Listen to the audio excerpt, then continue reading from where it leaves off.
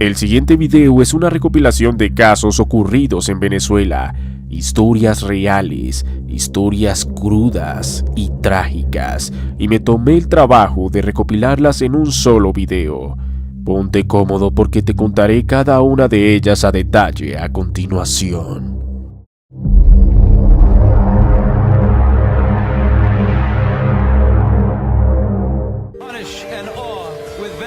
Este es un caso muy famoso y del que se habló bastante en aquel entonces en todos los medios, principalmente de Venezuela, pues la noticia de que la exganadora de Miss Venezuela 2004 había sido asesinada en las calles de su país natal dejó consternado a todos. ¿Qué llevó a que alguien atentara contra su vida? Los hechos ocurrieron justo el Día de Reyes, es decir, el 6 de enero del 2014. Mónica, quien también era una reconocida actriz que en ese momento vivía en Estados Unidos, estaba de vacaciones recorriendo Venezuela junto a su esposo Thomas Berry y su pequeña hija. Siendo las 10:30 p.m., la familia conducía por una autopista del estado de Carabobo cuando el vehículo detuvo su marcha abruptamente por una trampa en la vía, instalada por una banda delincuencial con el propósito de robar a las víctimas, como ya lo habían estado haciendo a lo largo de los años. Es entonces que mientras el vehículo iba a ser remolcado por una grúa, llegaron los maleantes. La familia ingresó en el auto y fueron baleados en múltiples ocasiones. Tanto la ex reina de belleza como su esposo murieron por la gravedad de las heridas, pero la mujer muy valientemente protegió a su hija de los impactos de bala, y ésta logró salir con vida de la tragedia, con apenas una herida en la pierna. Sin embargo, quedó huérfana después del suceso. El responsable del crimen, conocido como alias El Gato, fue encarcelado y falleció de tuberculosis 6 años después. Entretanto, el país suramericano nunca olvidará a quien en su momento le devolvió la sonrisa a todo un país y el acto heroico al dar su vida por su pequeña niña.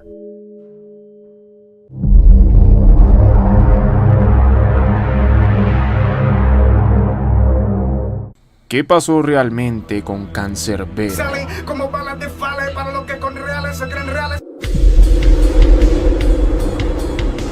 La psicosis. No se muere quien se va, solo se muere quien se olvida. Esa es una de las frases más célebres de Cancerbero, y cumpliendo lo que él mismo dijo en vida, es que esta clase de videos como el mío siguen saliendo. Es por lo cual millones de personas hispanohablantes aún lo hacen vivir, pero lastimosamente, una de las cosas que más se recuerdan de él, además de su extraordinario talento para hacer música, capaz de levantar a la sociedad entera, es el hecho de que no se tenga certeza de su muerte. En el video de hoy analizaremos su caso a continuación. Thairón José González Orama nació el 11 de marzo de 1988 en Maracay, Venezuela. Con tan solo 9 años perdió a su madre y quedó bajo el cuidado de su padre, con quien desarrolló el resto de su infancia, refugiándose en la música. Canciones de los Beatles, Pink Floyd, Led Zeppelin, entre otros, sonaban en su casa. Pero su gusto musical se expandió y se volvió amante del hip hop, género que perseguiría con su propia voz bajo el seudónimo de Cancerbero, apodo que une dos palabras de la mitología griega, pues el can, cerbero, es para la creencia un perro de 3 cabezas que protege la entrada del mundo del más allá para que no entre ningún vivo ni salga ningún muerto. En el año 2000, cuando Cancerbero tenía 12 años, su medio hermano fue asesinado. Esto le causó un profundo dolor, marcándolo de por vida. A partir de ello empezó a inspirarse en géneros musicales críticos como el hard rock y hip hop de finales de la década de los años 90.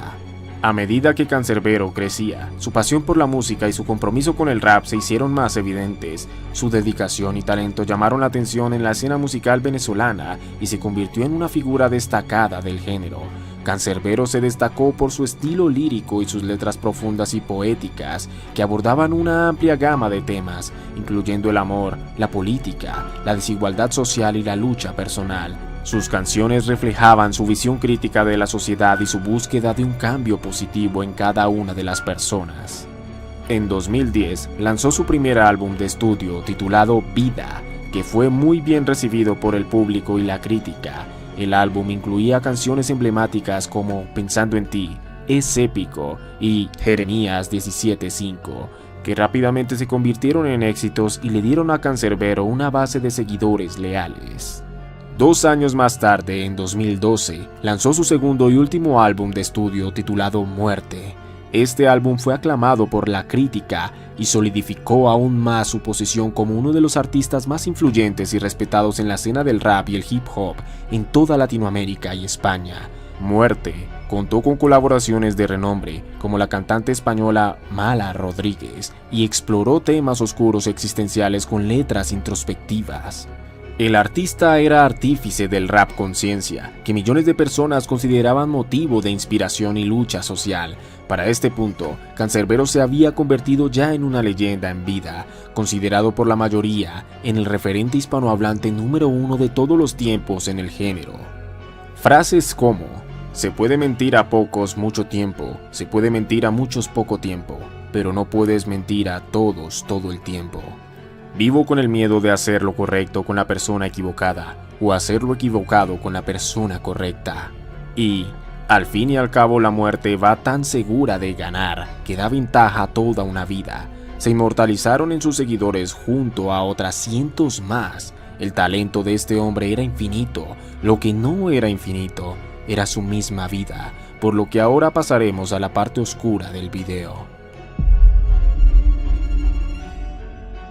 El 20 de enero del 2015 ocurrió su trágico deceso. En las noticias se dio a conocer que Canserbero había caído desde el 10º piso de un edificio en Maracay, Venezuela, luego de asistir a una fiesta de cumpleaños en la casa de uno de sus mejores amigos, bajista y quien sería el productor de su nuevo disco, Carlos Molnar, junto a su esposa Natalia.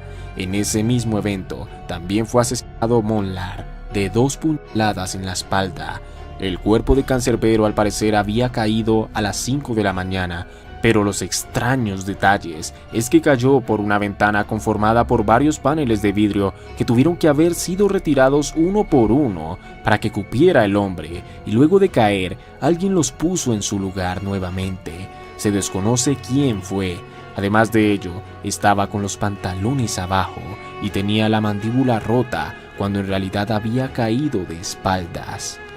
La versión que dio Natalia fue que se había presentado una discusión entre su esposo y el cantante a causa de una supuesta esquizofrenia que padecía este último, y mientras se desarrollaba el altercado, salió de la habitación y buscó en internet cómo lidiar con alguien con esta enfermedad, pero que al regresar a la habitación, su esposo ya estaba muerto y el rapero se había lanzado del edificio. Hay muchos detalles que no cuadran en esta descripción que fue tomada como la oficial, y para terminar de rematar, la policía no hizo un gran trabajo. Aparentemente no estudió adecuadamente si hubo huellas dactilares en los paneles de vidrio. No se encontró el cuchillo con el cual Molnar fue apuñalado. El cuerpo del rapero no presentaba manchas de sangre del hombre, si es que en realidad este lo había atacado, a pesar de la extrema violencia de la escena en el apartamento. Ni una sola salpicadura. Además, la familia de Canserbero descartó que su familiar tuviera algún tipo de enfermedad mental, entre muchas otras inconsistencias. Hay varias teorías que sus seguidores y el público escéptico ha barajado durante años, entre ellas, la que más podría casar en la escena, es que Thyron fue encontrado por su amigo en pleno acto con Natalia, por lo que sin poder subirse los pantalones, fue atacado por este que le rompió la mandíbula. Al someterlo, quitó las persianas de vidrio de la ventana y lo arrojó, poniéndolos de nuevo en su sitio. Esto provocó que la chica fuera por un cuchillo y lo apuñalara por la espalda en 2 ocasiones, para luego eliminar el arma y no dar evidencia de ello y de su venganza a sangre fría. Lo que refuerza esta teoría es que no solo el cuchillo jamás fue encontrado, no solo se dilató e encubrió el proceso de investigación, sino que coincidencialmente, justo el día de los hechos, las cámaras de vigilancia del edificio no se encontraban funcionando. Adivina qué, el dueño del edificio al parecer era el padre de Natalia, y el forense encargado de dar el dictamen general del suceso, un buen amigo de la mujer. También hay que decir que hay otras teorías como de que hubo implicados externos que no les convenía al movimiento social que estaba haciendo el afamado artista en contra de las políticas del gobierno. También que alguien se quiso aprovechar de los $6,000 que habían conseguido en la reciente gira de conciertos por Argentina y Chile, y que aunque se encontraban en el apartamento en ese momento, luego no fueron hallados, y muchas otras más. Lo cierto es que son solo especulaciones, porque hasta el día de hoy no se tiene la certeza de lo que realmente sucedió al interior del lugar, y tal vez nunca lo sepamos. Sin embargo, la vida de Cancerbero prevalece en sus letras, en su música, en su mensaje, y eso nadie lo cambiará jamás. Me siento como un loco al tratar de confiar todavía en alguien en el planeta de la hipocresía. No todo es psicosis. Cuídate.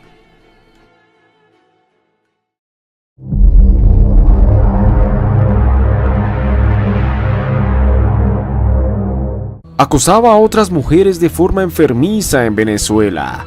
Conoce a Rebeca García, la acosadora de Latillo. ¡Ya! ¡Vete! ¡Vete! ¡Vete! Dexter Psicosis. En estos días se está hablando mucho de Bebé Reno, una serie de Netflix basada en la vida real que retrata la vida de un comediante acosado en cada aspecto de su vida por una mujer. Así como esta, hay otras muy interesantes como You. Sin embargo, en el video del día de hoy, no te voy a contar una de esas series, sino algo mucho peor. La historia real de una mujer venezolana que desde el 2016 se convirtió en toda una pesadilla para decenas de mujeres a las que consideraba atractivas. Y te haré un resumen de algunos de los testimonios de muchas de ellas y en qué terminó todo este rollo a continuación. Rebeca García nació en 1990 en Venezuela. Apodada por sus familiares como La Gorda, trabajaba en una agencia de viajes de nombre Circumil, supuestamente propiedad de su familia, y residía en El Hatillo, un municipio que forma parte del Distrito Metropolitano de Caracas. Además, según datos incluidos en el libro de 560 páginas que Rebeca escribió a una de sus víctimas, sabemos que ella sufrió abusos sexuales cuando era pequeña, incluso dentro de su propia familia. También se hace referencia a su consumo de drogas en varias ocasiones.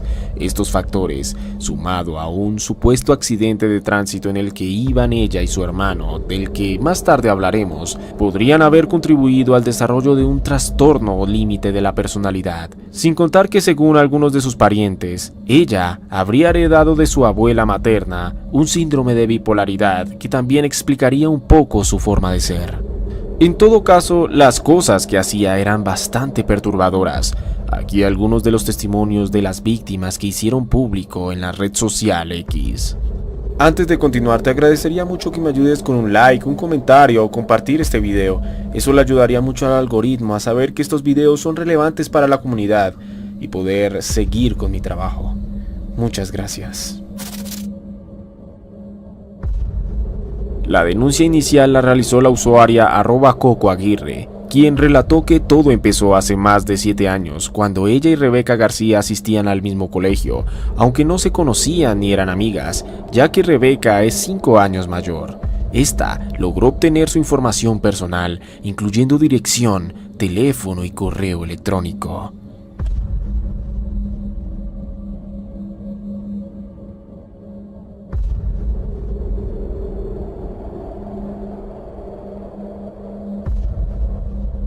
Desde ese momento, la víctima relató recibir mensajes muy subidos de tono con connotaciones sexuales y violencia física que incluía amenazas de muerte. Además de ello, incluso grafiteó la calle al frente de su casa para hacerle notar que no la dejaría en paz ni en sus sueños. Una situación muy salida de control en la que cualquiera temería por su vida. No obstante, la afectada dijo en su hilo de X que la policía no tenía motivos suficientes para detenerla y que, dada su condición mental, no podían intervenir tampoco, ni siquiera teniendo como evidencia este libro que literalmente tiene el nombre de la víctima en el título y que describe en 560 páginas cómo le haría cosas obscenas a ella y a otra de sus víctimas, describiendo a detalle además cómo acabaría con sus vidas de forma enfermiza. todo se volvió cada vez peor, a puntos solo comparables con películas y series de stalkers. Es en ese punto donde Coco Aguirre comparte estos perturbadores videos y fotos de Rebeca, montándose incluso en el capó de su auto.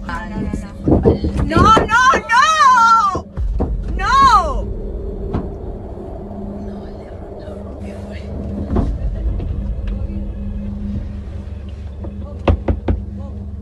Dame el teléfono. Ah, ok. Confirmación.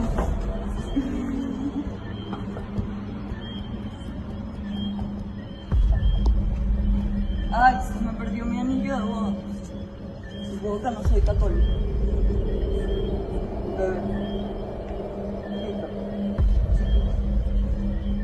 Y sushi.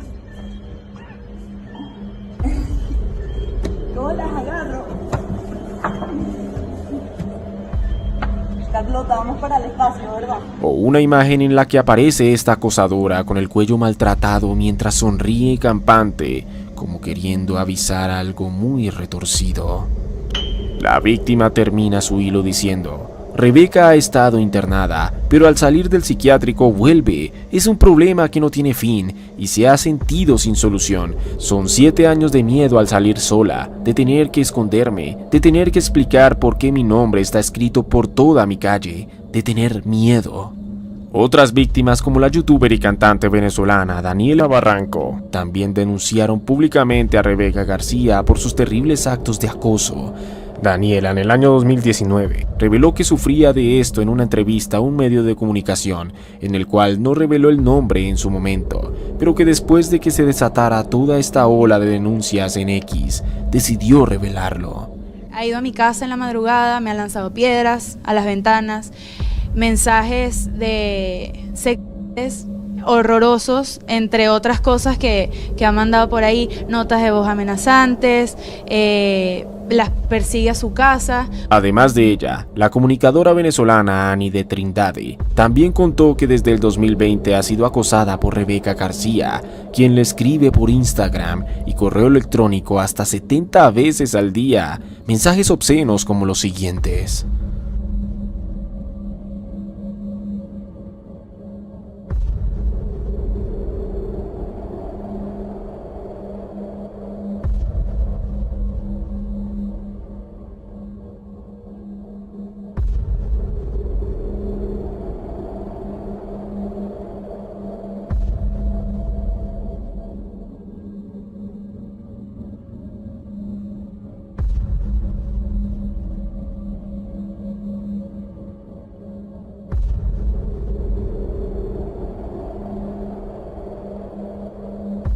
Y así como ella hay muchas más.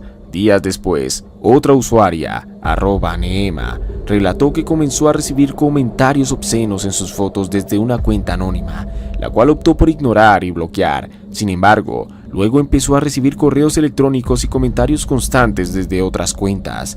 En una ocasión, mientras trabajaba en un festival de música, Rebeca se presentó en su puesto y le entregó a su hermana menor una carta en la que describía cómo quería llevarla a su apartamento y quitarle la ropa. He de mencionar que esta última víctima fue aquella a la que también incluía en su libro con Coco Aguirre, mencionando las aberrantes intenciones que tenía con ambas. Pero eso no es todo. ¿Recuerdas que al principio del video te mencioné un hermano de Rebeca, quien también habría estado involucrado en un accidente de tránsito con esta?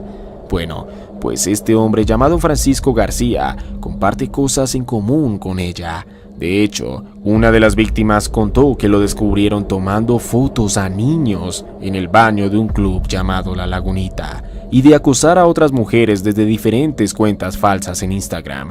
También compartía imágenes decoradas de formas extrañas con nombres de mujeres y hasta afirmaba haber hecho un pacto con el diablo. Los hermanos estaban aterrorizando a las mujeres en Caracas y se sabe que consumían sustancias ilegales. Hay evidencia en cámara que lo demuestra, tanto de Rebeca como de Francisco, al que incluso se le tomó una foto en la que se ve a un policía reteniéndolo mientras este se encontraba descalzo. Gracias a la viralidad del caso, el Ministerio Público de Venezuela emitió una orden de arresto internacional contra los hermanos García, que habían huido a España para evadir a la justicia, pero incluso allá, concretamente en la zona de Valdebebas, en Madrid, seguían teniendo comportamientos inapropiados con niños y la denuncia de la comunidad permitió su arresto provisional sin derecho a fianza.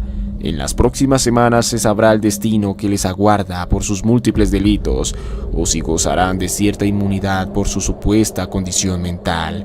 El tiempo lo dirá. Es así como terminamos con este escalofriante caso. Si estás pasando por lo mismo que las víctimas mencionadas en este video, no dudes en denunciar y alejarte de aquel que parece no dejarte en paz. Actuar a tiempo te puede salvar de una situación peor. Porque recuerda, no todo es psicosis. Cuídate.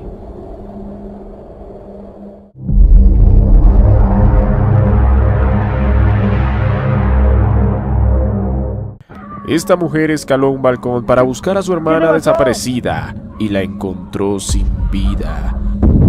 Este es el horrible, triste y estremecedor caso de Sarais González. Aquí que está la boca. ¡Ay! ¡Ay! ¡Ay! ¡Ay! ¡Ay!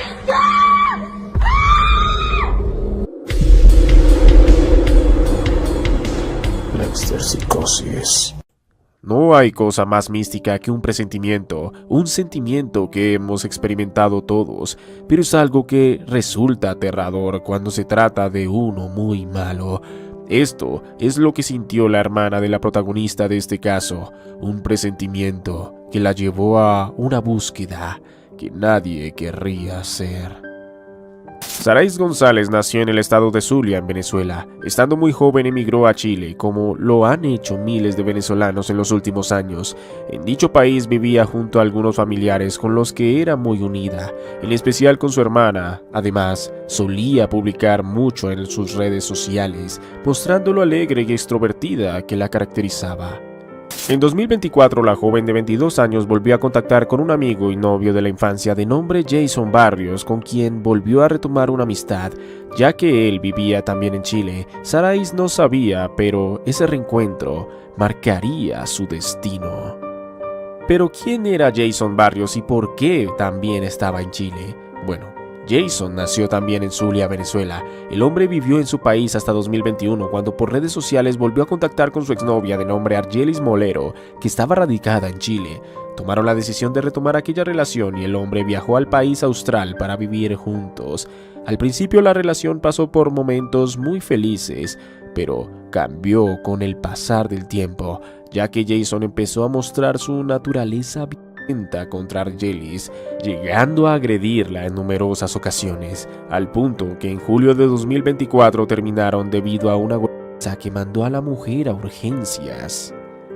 Por ese tiempo Jason estaba en contacto con Sarais, quien, ajena de lo que había pasado o quizás haciéndose la de la vista gorda con aquellos sucesos, no hizo caso a las advertencias de Argelis, quien intentó advertir a Sarais de la clase de hombre que estaba dejando entrar nuevamente a su vida, además que era un consumidor de sustancias psicoactivas y un delincuente. Lamentablemente, por no hacer caso a estas red flags, la mujer tendría un destino terrible que la llevó a aquel fatídico día por la cual la estamos citando en este video. Jason, que trabajaba de repartidor, vivía en un apartamento en Temuco, mientras que Sarais lo hacía en Maipú, región metropolitana de Santiago. Así es como el 21 de febrero de 2025 la joven de 22 años viajó a Temuco para encontrarse con Jason, que aún hoy no estaba claro si ya era su novio o no. Lo cierto es que la familia el 22 de febrero recibió la ubicación del apartamento donde estaba alojada. Esto sería lo último que su familia sabría de ella. Los días pasaron y no había alguna novedad de la joven, que también se ausentó de las redes, a diferencia de Jason, que publicó el 23 de febrero, un día después de la última publicación de Sarais. La hermana y su primo viajaron en busca de su familiar. Yendo puntualmente al apartamento de Jason, al no tener respuesta denunciaron los hechos a la policía de Carabineros para que estos pudieran agilizar la diligencia en el condominio del edificio Milano. 2 veces tocaron en aquella puerta, pero no les contestaron. Los familiares estaban muy preocupados e inquietados por la falta de acción de las autoridades, que se excusaban con no tener una orden de cateo para registrar el lugar.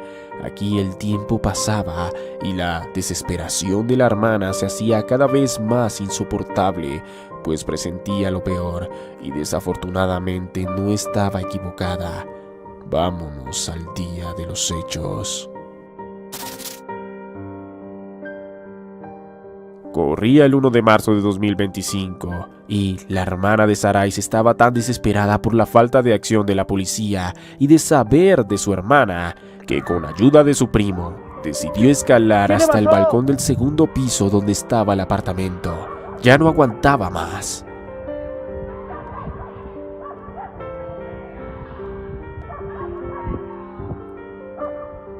¿Qué te pasó?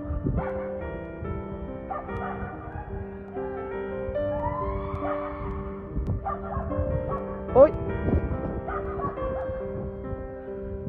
Chica. Los gritos de la mujer alarmaron a los vecinos que documentaron la maniobra. ¡Hay moscas! Huele muy mal, decía la mujer mientras se aferraba a la baranda. Sentía que algo no estaba bien. Sacó su celular para empezar a grabar lo que hacía para así poder visibilizar su acto de desesperación. Una vez dentro, junto a su primo, abrieron desde el interior a la policía de carabineros que los asistió en la búsqueda. La mujer que grababa localizó la habitación donde salían las moscas y con horror identificó el cuerpo inerte de su hermana Saraiz en una esquina de la habitación, en un alto estado de descomposición.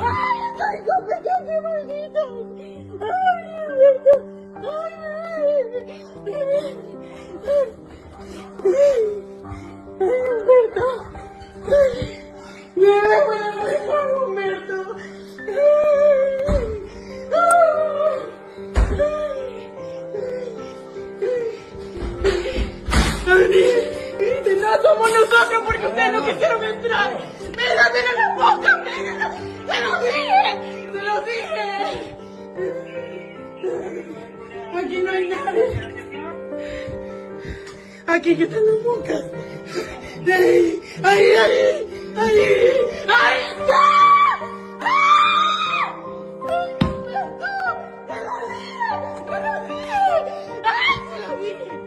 ¡Se lo dije! ¡Te lo dije! ¡Te lo dije!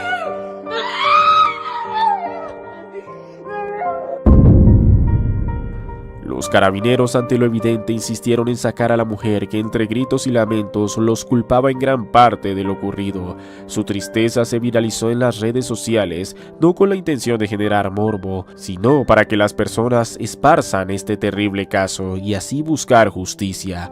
Desde luego que el principal sospechoso era Jason. Para intentar esclarecer lo sucedido era importante conocer el día del deceso de la víctima, que ya estaba en avanzado estado de descomposición. Al intentar localizar al sospechoso, se enteraron que este ya estaba bajo custodia por un delito no relacionado. Al parecer, el sujeto entró sin permiso a un inmueble y atacó a otro hombre, causándole heridas muy graves, dejándolo ciego de un ojo y en cuidados intensivos. Esto el día 25 de febrero, 6 días antes del hallazgo del cuerpo. Hoy se esperan los resultados de la autopsia de la víctima para establecer la ruta de tiempo y poder vincular formalmente a Jason, que cabe aclarar hoy no está imputado por este aparente delito, ya que aún no hay certeza de su participación, aunque los hechos apunten a ello. Hasta la fecha de grabado este video aún no se tiene resolución del caso y de quién o quiénes son los responsables, ya que la víctima presentaba varias heridas con distintas armas blancas, lo que podría sugerir la participación de más personas en el hecho. Los familiares piden justicia. Para ellos no hay duda de que Jason es el responsable. También se encuentran indignados con las autoridades que tardaron mucho tiempo en actuar, hecho que ha sido respaldado por las miles de personas en las redes sociales que no logran concebir la floja participación de los carabineros. Hay que recalcar que ellos tenían la posibilidad de llamar al juez para pedir acceder a la vivienda de forma express, dadas las urgencias y características del caso. Además, los familiares de la víctima víctima también se preguntan cómo es que los vecinos no sintieron ni siquiera el olor, además de la ausencia del propietario por varios días. Quizás se haya podido hacer algo si se hubiese actuado con premura, o la suerte ya estaba echada cuando la joven de 22 años partió al encuentro con este sujeto. Solo se espera la resolución de este hecho que indigna a todos.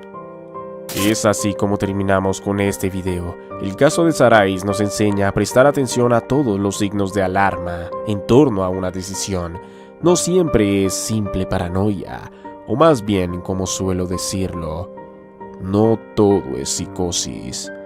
Cuídate. Aquí que tengo boca. ¡Ahí! ¡Ahí! ¡Ahí! ¡Ahí! ¡Ahí!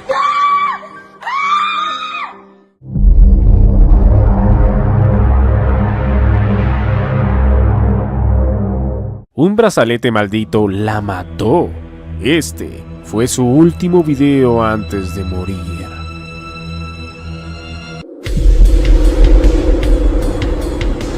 La exorcicosis. Muchos de los desafortunados decesos ocurren por causas concretas, ya sea una natural o una violenta. Lo cierto es que por lo general siempre hay una explicación. Sin embargo, este caso, a pesar de tener una explicación científica, tiene un ingrediente más allá de esto. Uno que tal vez muchos podrían interpretar como paranormal. Déjame te cuento esta extraña, consternante y lamentable historia a continuación.